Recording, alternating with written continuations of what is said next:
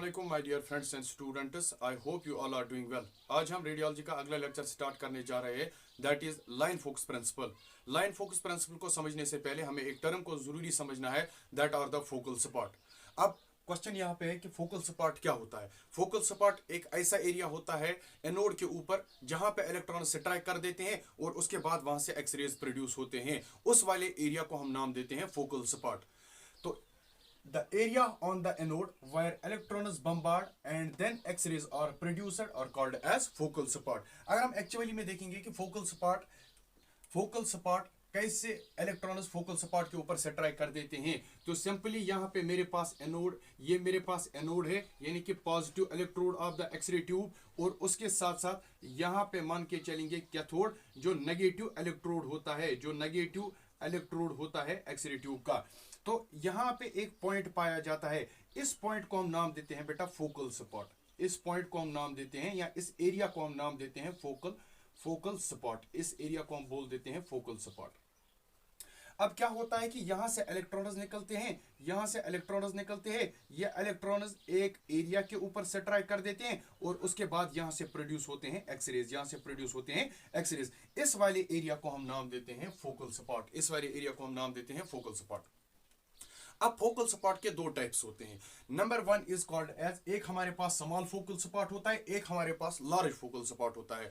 तो small focal spot क्या काम है और लार्ज फोकल स्पॉट का क्या काम है, आइए देखते हैं। तो फोकल स्पॉट क्या है? फोकल स्पॉट में हमें जरूरत होता है बेटा बेटर स्पेक्ट्रल रेजोल्यूशन की जरूरत होती है हमें। ये बेटर स्पेक्ट्रल रेजोल्यूशन का मतलब क्या होता है? इसका मतलब जब भी हम स्मॉल फोकल स्पॉट का इस्तेमाल कर देते हैं, एट दैट टाइम क्या होता है, हम स्मॉल एक्सपोजर का इस्तेमाल कर देते हैं और जो हमारे पास रेडियोग्राफिक इमेज होती है उसके ऊपर हमें हाई रेजोल्यूशन देखने को मिलता है। तो इसका मतलब small focal spot is used for the better spectral resolution, and then उसके बाद हमें इसके अंदर स्मॉल फोकल स्पॉट का इस्तेमाल जब हम करते हैं तो यहाँ पे हमें एक्सपोजर कम लगता है और जो हमारे पास रेडियोग्राफिक इमेज होती है, रेडियोग्राफिक इमेज के ऊपर हमें रेजोल्यूशन ज्यादा देखने को मिलता है। तो इससे क्या होता है, अगर मैं बात करूं स्मॉल फोकल स्पॉट की, एट दैट टाइम हम इसको इस्तेमाल में तब लाते हैं जब हमें फाइन डिटेल इसकी जरूरत होगी, जब हमें किसी भी फाइन डिटेल को रेडियोग्राफ के ऊपर ऑब्जर्व करना होगा, एट दैट टाइम हम स्मॉल फोकल स्पॉट का इस्तेमाल कर देते हैं।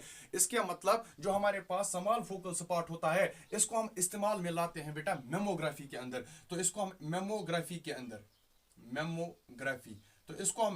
के अंदर इस्तेमाल में लाते हैं। एट दैट टाइम मेमोग्राफी के अंदर हमें क्या चाहिए, फाइन डिटेल्ड रेडियोग्राफ हमें चाहिए एट दैट टाइम।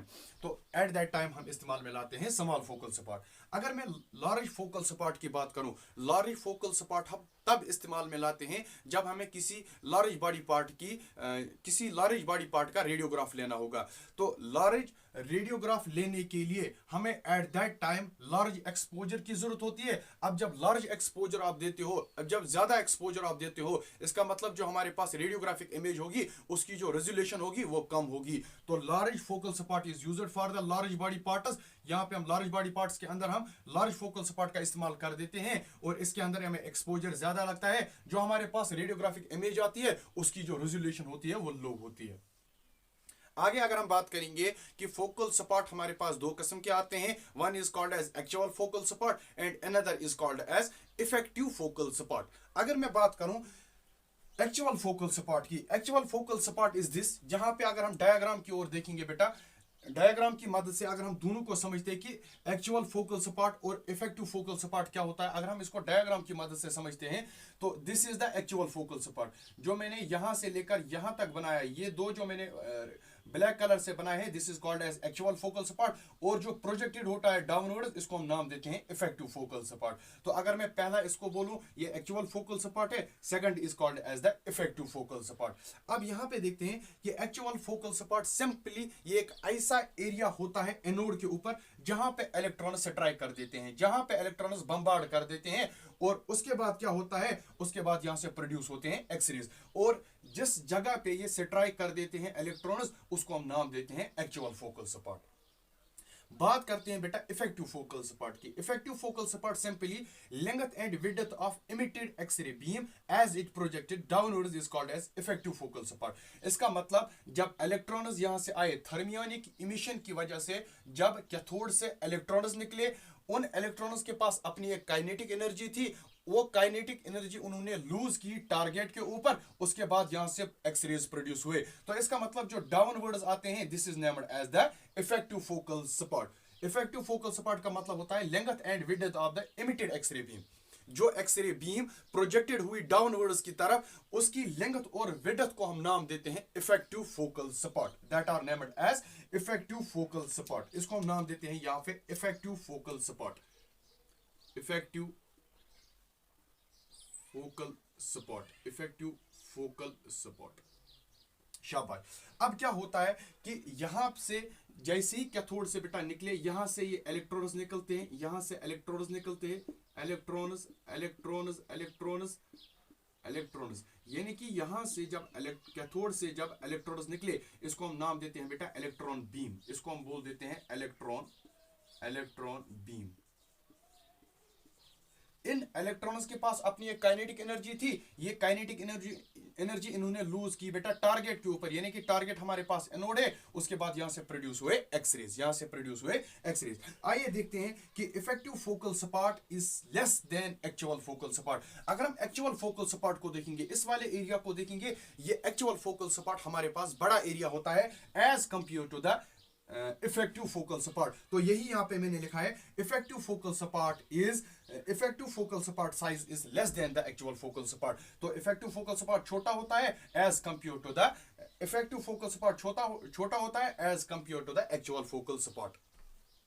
उसके साथ साथ इंपॉर्टेंट पॉइंट ये है कि जो हमारे पास इफेक्टिव फोकल स्पॉट होता है, ये बराबर होता है actual focal spot into sine theta. अगर मैं थीटा की बात यहां पे करूंगा, थीटा का मतलब होता है यहां पे एनोड एंगल। थीटा का मतलब यहां पे क्या होता है? थीटा का मतलब होता है यहां पे एनोड एंगल।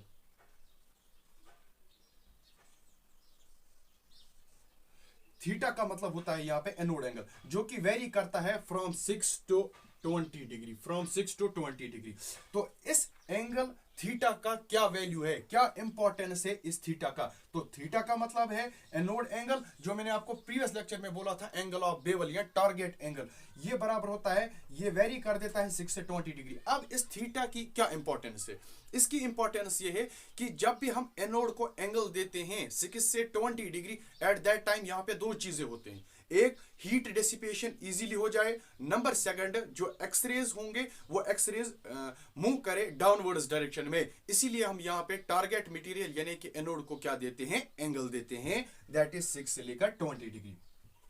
और एक इंपॉर्टेंट पॉइंट, जो फोकल स्पॉट साइज होता है, focal spot size is directly proportional to penumbra. Penumbra का मतलब होता है शेडोइंग एट द एजेस। इसका मतलब जब एक्सरेज प्रोजेक्टेड होते हैं डाउनवर्ड्स, उनकी शेडोइंग क्या कितनी है, उनके एजेस कैसे है बेटा, तो इसका मतलब होता है पेन्यूमरा। तो focal spot size is directly proportional to penumbra. तो डायरेक्ट यहां पे दो चीजें, directly proportional to penumbra, inversely proportional to image sharpness. दो चीजें, one is directly proportional relation. Direct proportional relation का मतलब होता है कि एक के बढ़ने से दूसरा भी बढ़ जाता है। इनवर्स का मतलब होता है एक के बढ़ने से दूसरा घट जाता है। अब यहां पे क्या होता है कि आइए इसको देखते हैं, focal spot size is directly proportional to पेन्यूमरा।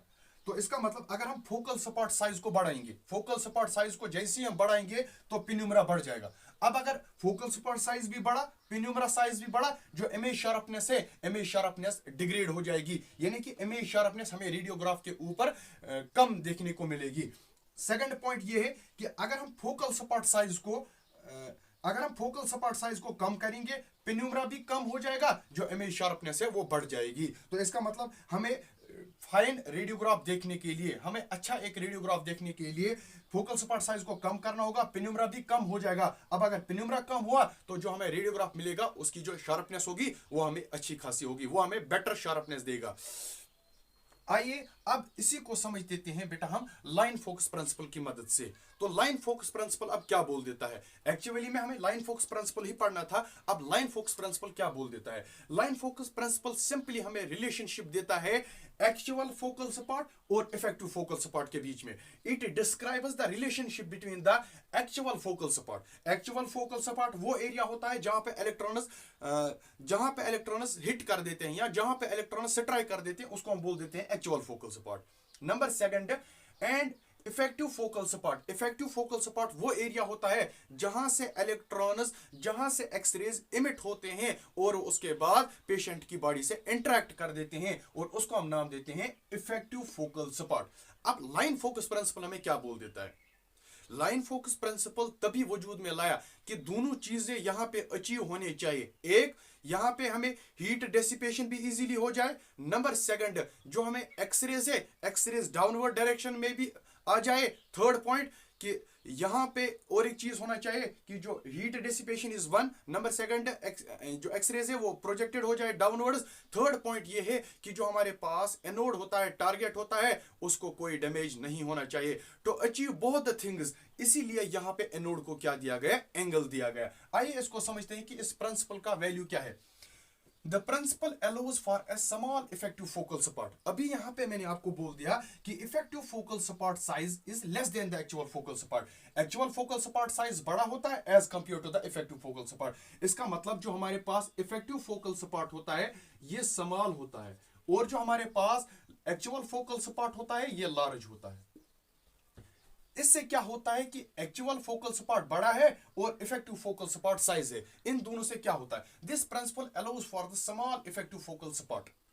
जब हमारे पास स्मॉल फोकल स्पॉट होगा, ये जो स्मॉल फोकल स्पॉट हमारे पास है, ये हमें क्या करवा देता है? It improves image sharpness. ये हमारी इमेज शार्पनेस को बढ़ा देता है, ये इंप्रूव कर देता है इमेज शार्पनेस को।